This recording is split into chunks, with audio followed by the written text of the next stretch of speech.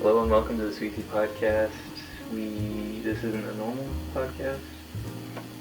This is like a book talk sort of thing. For our novel, this time around, we have chosen Ken Kesey's debut novel, One Flew Over the Cuckoo's Nest. In this case, he's written a very large and robust book in some standards, but in our eyes, it holds both positives and negatives in reading such a novel. One Flew Over the Cuckoo's Nest is the book that we had to read for English. You chose it, I agreed on it. Yeah. And personally, I didn't like the book much. I'll explain why, and you just found... I felt that had some redeeming qualities to it. Yeah, something with it. I think the thing that we should talk about most is themes with the book and how Ken Kesey sort of elaborates on them. Yeah. I think since most of the book takes place in a mental institution, we think that most of the monotony that happens is part of the book. It's planned for the book, but it's not enjoyable to read, or at least I don't find it enjoyable to read. The way Ken Kesey has written this book stylistically is in that through repeating a lot of the same things and through directing the reader on a lot of the same topics over and over again, you get a sense of how the characters actually feel, being trapped in the mental institution in which they only have so much to do and so much to feel. Yeah, and with the main character's introduction, he sort of breaks the monotony and he tries to do his own sort of thing to, I guess, entertain the inmates, basically, the citizens of the ward. There's kind of a bit of a contestation, though, between who exactly the main character is. There is a narrator, but separate from that, there is a main character, objectively speaking, of course. Yeah. The most impactful character in the book, I'd say, undoubtedly, was McMurphy, who probably directed the entirety of the book to where it was. Yeah. And catalyzed the plot. Yeah. When without him, it wouldn't have happened. Yeah. With Chief being the narrator, it's sort of a disconnect where we have someone who's somehow everywhere that McMurphy is, and it's very strange how it's brought up. Like, Chief goes through his thoughts and opinions, but he also talks about what's going on and what McMurphy's doing. It's just a bit a little strange. Yeah. With him also being an unreliable narrator. I think there definitely is a harsh juxtaposition between the two characters, McMurphy being one of them and then Chief being the other, in the sense that, well, you can't necessarily trust Chief's validity. The fact that he's been there for so long gives him almost this first-person omniscience that lets you into the thoughts of McMurphy and what he's feeling without necessarily going into his thoughts. But still, he lies pretty much to everyone on the ward that he's deaf. And he just never speaks to anyone. And then when McMurphy subtly finds out in before part 1, I think, it was a little strange to know that Chief might have some other motive. Yeah. I think I'm pretty confident that he had some ulterior motive, although Ken Kesey doesn't really talk about it. Explain about it. No. Yeah. Like, he doesn't explain a lot of what's in the book. Yeah. He's very ambiguous in not only the ending of the book, but character motivations. Yeah. They're almost non-existent, really. Yeah.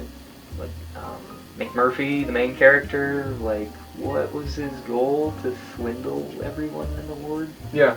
After first entering the mental institution, after being taken away from a jail, I think McMurphy's motive was in that he wanted to create as much chaos as possible for as long as his stay was in a mental institution.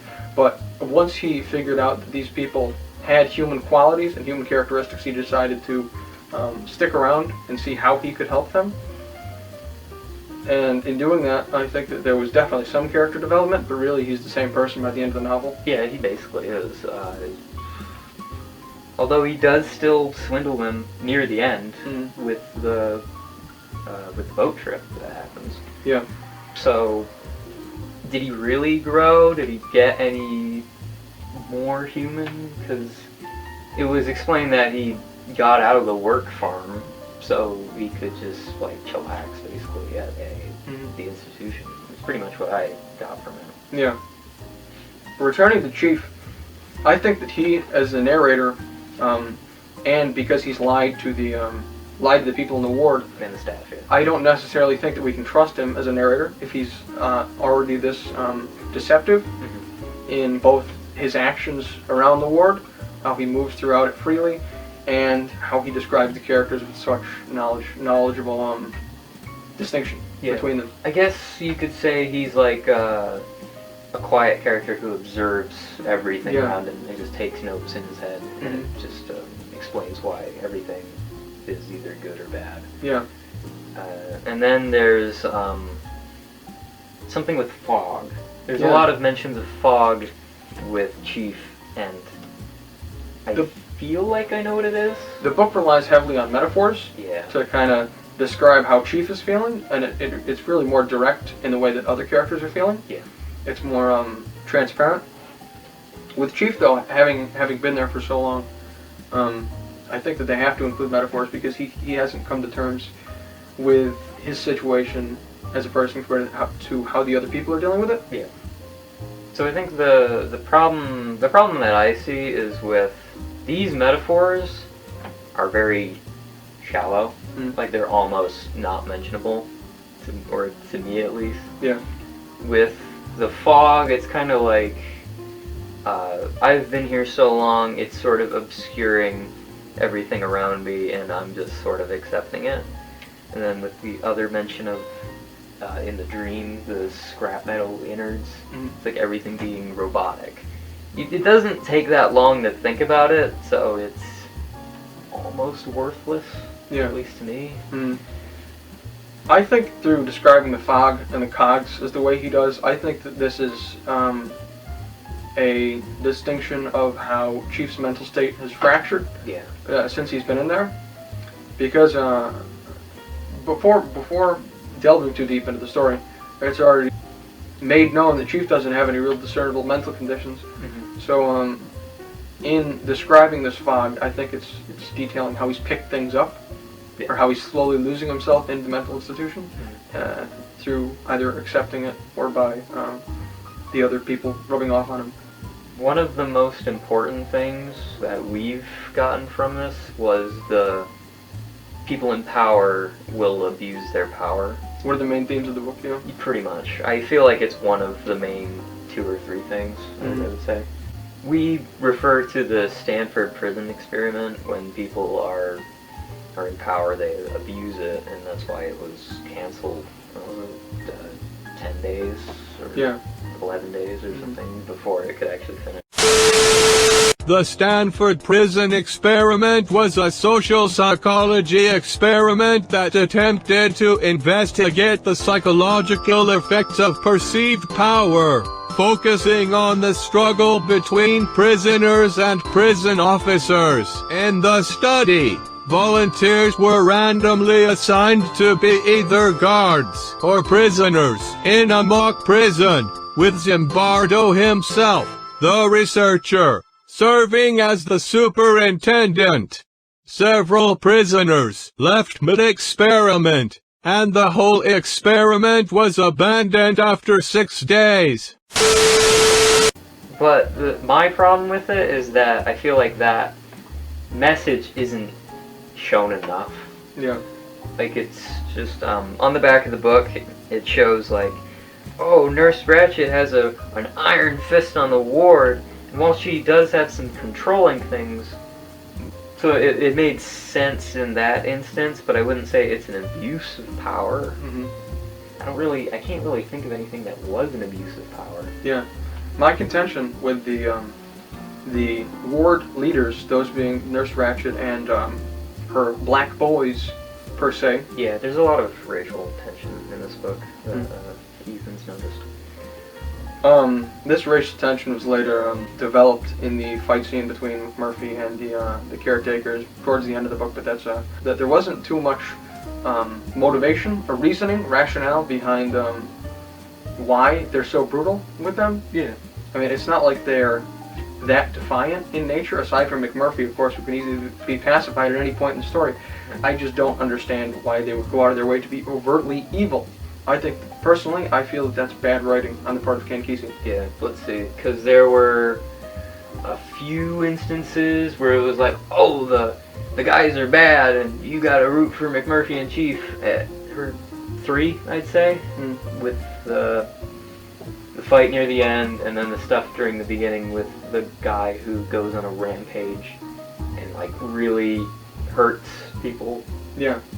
I can't think of his name, but I remember, I think probably the most memorable part of the book is he grabs a ball and chain and just swings it around. It's so odd that it breaks the monotony. That's like a really memorable and good part, but the problem is that it's so rare that it's not enjoyable, and that's why the monotony thing just isn't fun.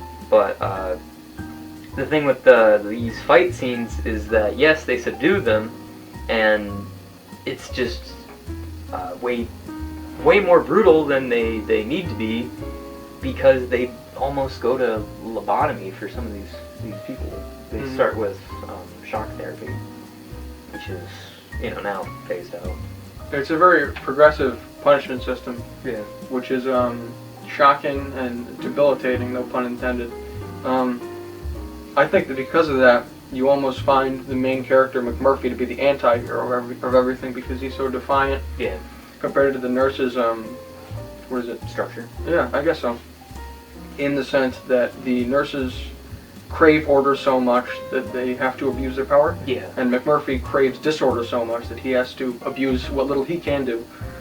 So as a reader, it's difficult to determine who to really side with, because neither of which are really rational. There's no good in the book. Yeah, pretty much. It's just with McMurphy, he's a rebel, and he wants to have fun, and he wants to party, and he wants to make people feel better.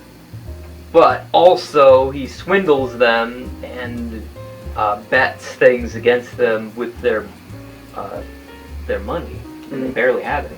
But you can't side with the order of the institution, because they're portrayed as the bad guys by the author, and that's like, it's a contradiction, and it might be a reflection of real life where there are no heroes. It's possible. It could be in that the character flaws are too prominent on behalf of Ken Kesey. I think that because McMurphy craves defiance so much, that propels the conflict further than it was in the beginning of the book. I think that same yearning for something that is different from its current state is what I think it catalyzes the nurses to proportionally take action. A lot of the secondary characters are not likable. They're not too developed or interesting, really. There's the one smart aleck guy. What's his name? Harding just he speaks loud and proud, and he's like, really sarcastic about everything. And it's like, it's not likable, really. A few of the other mental patients have like one discernible characteristic about them. Either it be a stutter or a what is it? Like something mention. Speech impediments, Speech impediments. I think because of this, I think this is actually a brilliant thing Ken Kesey does, where you don't even have to include who's talking, and you can tell who it is. For Billy Bibbit, one of the best developed characters I think in the whole book. Oh yeah. You can tell who it is by his stutter, the way it's written, stylistically. Just as Chief is written with an accent. Right. You can read, including the accent, as Ken Kesey forces you to do by misspelling words and structuring text differently. I think Billy Bibbit particularly, his character development of previously alluding to suicidal tendencies and then having him finally resort to it towards the end of the book, I think it really illustrates the concept of how the nurses ramped up their severity very well. And abuse as well, sort of like also a convincing sort of thing that made him commit. But just like Martini, in the same sense. Yeah. Drowning himself, or the ball and chain incident. Yeah. The same mentality goes for both of them. The suicide stuff in the book is very present. I would say that, and out of place. Yeah? Out of place? There are 3 suicides in the book. One makes sense. It's Billy. It's alluded to. It's basically ham-fisted. it makes a lot of sense. One guy goes into the bathroom, cuts off his testicles. Okay, this is kind of graphic. Please don't take off points for gore. Thanks. With something, no one knows, it's not mentioned. I don't think it's terribly relevant, frankly. Yeah, and he dies. Whatever. Martini jams his fingers into a grate in a swimming pool and drowns himself. For whatever reason, I don't know if it was mentioned. Mm-hmm. We think it might be because they've given up on being in the mental ward, but I'm not entirely sure about that. I think the main reason it's so frequently mentioned is that a lot of these people don't have alternatives, and it's their final alternative that they're really faced with. Yeah, These people have been in the mental hospital so long that they are coming to terms with that this is their final home. They are too unadjusted to function in normality, so that their only way out is, of course, killing themselves. Yeah. I do think that a lot of it, though, is not well executed, and that being his first book, Ken Kesey probably could have articulated his points better and more subtly in terms of suicidal themes. But I think that what is present there is done well in some cases.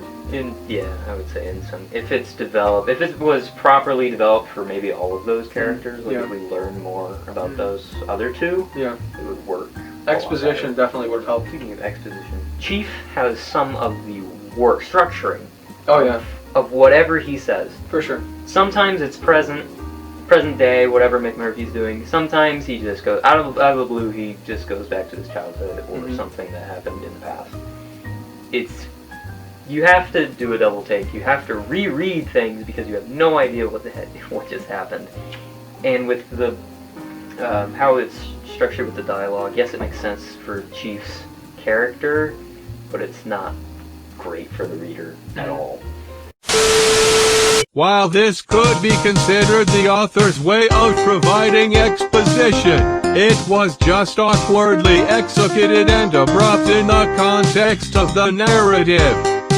And silly. I'm not sure if that's on purpose, so. It's very oddly structured for Chief in particular. I mean, the other people, for Billy, they talk about his mother and everything and his life prior to it, Harding, his wife. But I think for Chief, because of the fog and everything, and because of how he's changed after he's gone in the mental hospital, I think that the fog is representative of how his mental state has been drifting between his previous life and his current one, stuck in the mental hospital to occupy himself and not fall prey to the how dormant everybody else's minds are. Yeah.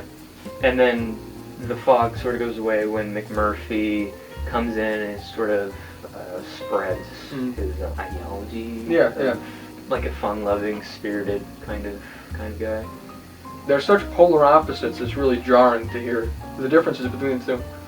And I think that McMurphy as a character really propels Chief from staying in this fog to managing to pull himself out of it finally and realize that this isn't the place for him and that he can live in normal society. And McMurphy pulls him out of the fog. Without the crutch of the mental hospital. And the nurses that work there. Because one of the twists, climaxes, there are so many ups and downs in the book. This is the intermission. Go grab a snack or something if you want. I don't mind. Don't worry because the podcast will still be here. Probably. Okay, see you around. Alright, I think we should take a break and talk about our sponsor for the episode, Tainted Moonlight by Amy Baker. Or Erin Kelly, as her pen name suggests. It's her alias, we don't know why. But anyway, we just kind of stumbled across these books, and fantastic reads, and we are super intrigued, and we met her at TactiCon, which was a recent thing. Probably one of the generation's most quintessential authors with these books. It's so original. It's a absurd. very large and robust series that I think will be very profitable in the future, and I would love to see a TV or movie adaptation Of course, I can see it in the future. And if you would love to read these 2 books, they are currently out on Amazon. I don't know how much they are. Self-published and coming soon, we don't know how soon, but coming soon nonetheless, is her new book, Infected Moonlight. That is the 3rd. We don't know if it's a trilogy, quadrilogy. We don't know what's happening. But we know we're excited. Whatever is happening, it's going to be good. And we're super interested. So check the link down in the description. This is actually a good read, not like Ken Kesey's book. One Flew Over the Cuckoo's Nest. Like the video and we'll review this next. Heart attack. No, I'm good. Okay. Alright. Alright. Backlighting. Alright. Alright. Okay. I gotta be honest, I think the scariest thing in this book is when when Harding says Sans instruments. That's the scariest part? Yeah, page 302, Sans instruments. I looked it up and it said without. Without the Merriam-Webster Online Dictionary, I just googled defines sans as a preposition meaning without. The glowy eye. Sans instruments. Where we will return to the sequential nature of conflict and character changes. And problems we have with the book, because I don't think we've harped on it enough. Of course not. So let's see, right at the beginning, we're with Chief, and he's just kind of sulking around, like with the janitorial, the kids there. He's obviously, towards the beginning of the book, he's seen everything he has to see there. The appeal's already exhausted itself. Yeah, he's like hiding, he's trying to hide himself away from the staff members, and he's kept the facade of him being deaf and not really talking ever. So, after a little bit, McMurphy shows up, and it's kind of like I think it's a good introduction of him. Yeah, I think so. Like, oh, we don't know much about this guy right now, and then they go over his profile. And then it's sort of later explained. I think the way Mr. McMurphy is introduced, although a little bit abrupt, I guess every character introduction has to be abrupt, because of the nature of the mental institution, and that they aren't there oftentimes willingly. And I think that because of that, Ken Kesey did a good job of illustrating the initial character struggle getting into the mental facility, where McMurphy, of course, has some hesitation and difficulties adjusting with his peers. Yeah, with his large and robust, and kind of a sly personality. You can't really, right at the beginning, you can't really identify with him. Yeah. Because there are some like allegations that he was with underage girls, I think. Yeah. Was it?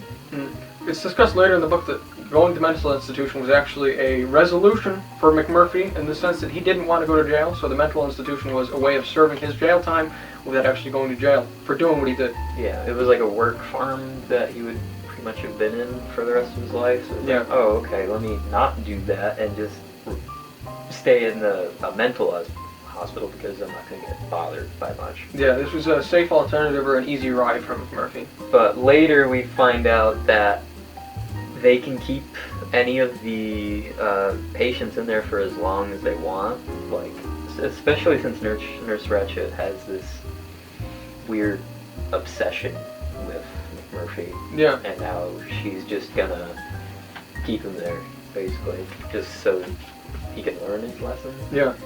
That's what it feels like, at least. And in doing so, the nurses and doctors that hold the power are really arbitrary in how they thrust it upon the patients, where, while some are not bound to the hospital, and they could leave and return freely, like Harding, for example, Murphy is stuck there forever. Yeah.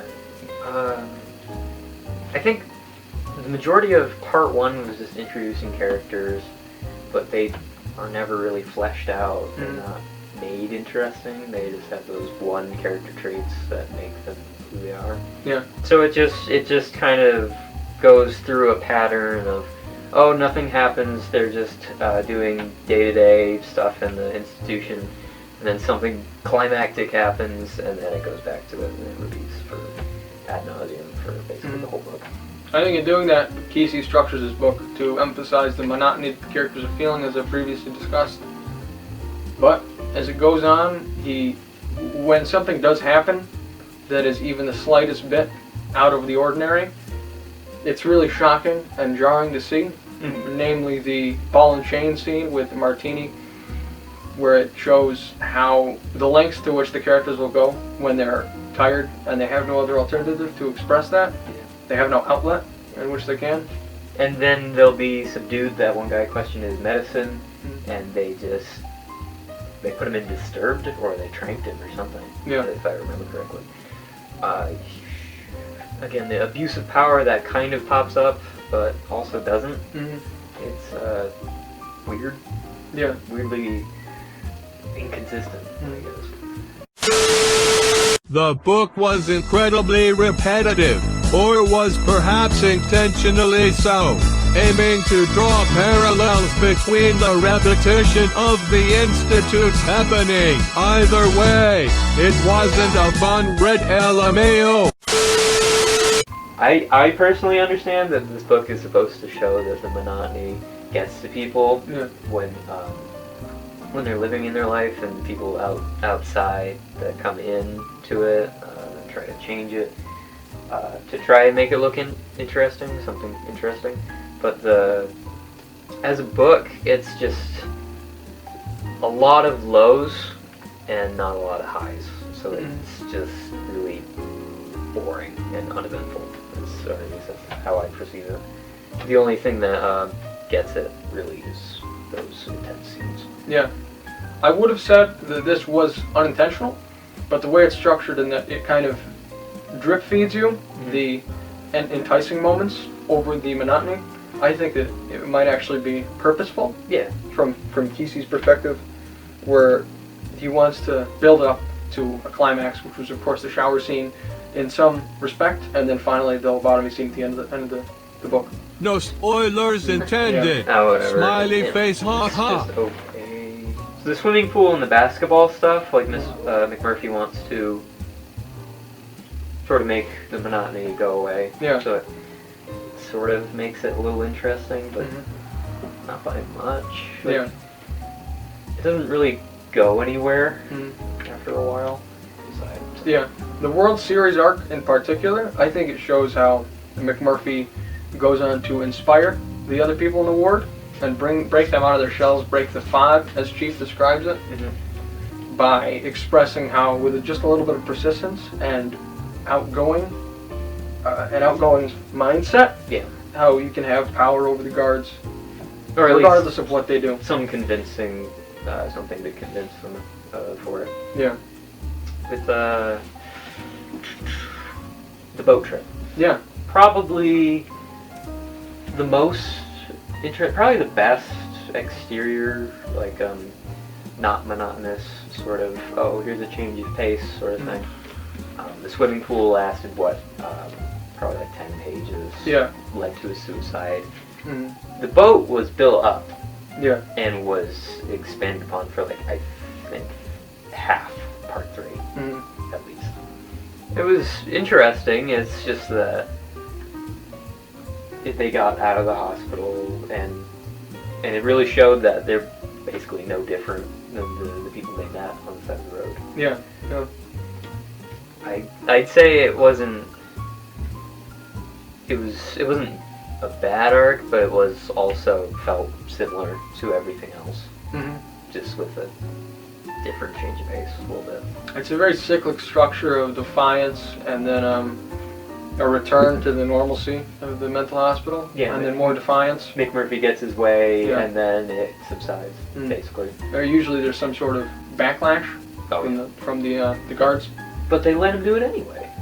It just Nurse Ratched keeps some sort of grudge, I guess, and then it builds up throughout. To the shower scene, of course. Yeah. So it's like the last 30 pages started. So I personally found that to be poor. Those last 30 pages too, in the end of the book, those, painfully so, I think, they emphasize how this is Kesey's first novel, because the pacing is very off. For the very beginning of the book is very slow. It's incredibly slow. It's repetitive. It's bland. It's uninteresting. Possibly intentional, possibly not. The ending portion of the book, where it should have been the resolution, post-conflict, there's too much that goes on within 5 pages that isn't necessarily elaborated on that could have been done in the last 20. Yeah. Let's see. Back in the about the halfway mark in the book, McMurphy was like, "What's this ringing noise or whatever?" And Harding was just like, "Oh, it's this console box, like a control box." McMurphy's like, "Oh, I'll take some bets on pulling this thing out." He tries. Yeah. It almost works.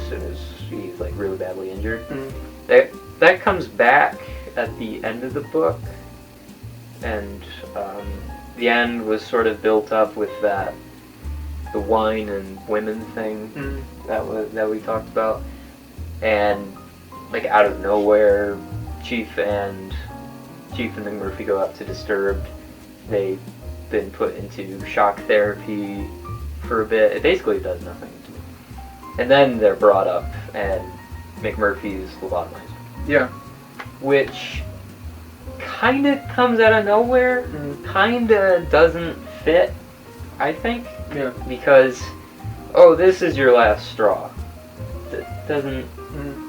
I feel like it doesn't work personally. The crime in that case is really negligible compared to the other stuff that he's done. Like for the boat, in particular, he let them out of the hospital. He brought these people out of the hospital, and he got away scratch-free. But in this case, he does something very, unconsequential. Pretty much. And he gets lobotomized for it. It's basically, like, less than anything he's done. It's, like, I would say a little bit more than gambling, because they do break into the medical cabinets and stuff, and drink alcohol and whatever, but that's not a last straw thing. Yeah. This all culminates in the last 5 pages, which we both agree are a complete failure and a mess. Yeah, it's very much condensed, more so than it has to be. Yeah. Where do I start with this? Just McMurphy's lobotomized self. They refuse to believe that a figure as big as him would actually succumb to something like that. And he just became a vegetable when a chief suffocates him for whatever reason. That's to end his suffering.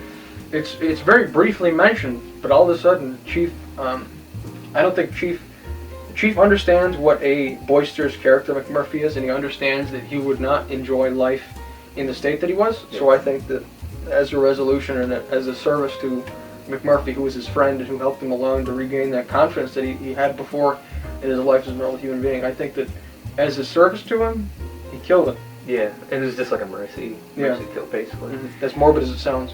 And I think it was only explained in like one paragraph. Yeah. Like one very short paragraph. If that. After some guy comes in and he's like, "It's not your fault, Chief," or something. And it's like, "Go to bed, whatever." Chief gets up, he goes to the control box. Because he's been working out, because McMurphy wanted him to try it himself. Yeah. And he built up his muscle. He grabbed the control box, he threw it out a window, broke it, he jumped out, escaped, basically. Yeah. And then he was, I think the last 2 pages, 1.5 pages, was him talking about... It details, how he reacted to life on the outside and how he coped with it. But it was a very slipshod and poorly written, in that whole section. It's too fast. It was he got hitched. He was hitchhiking and he got to Canada, basically. Yeah, maybe again this is to illustrate how the pacing felt for the characters. On a final note, considering our recording equipment decided to malfunction, the book remains ever cyclic. Parallels can be drawn between the actions of the characters, predominantly in desperation, and the hapless retorts of the staff. All of these factors contributed to a sullen and depressingly realistic depiction of the debilitating nature of mental institutions. Among this, however, We've found a narrative driven of courage, outrage, and camaraderie crafted with evident care and clever articulation by Ken Kesey. One Flew Over the Cuckoo's Nest may not be a great book, but it holds its place as a literary classic, because it manages to intertwine abnormal character motivations with vivid storytelling and a world that continues to be as enthralling and lifelike as when it began. Thanks, and subscribe if you'd like.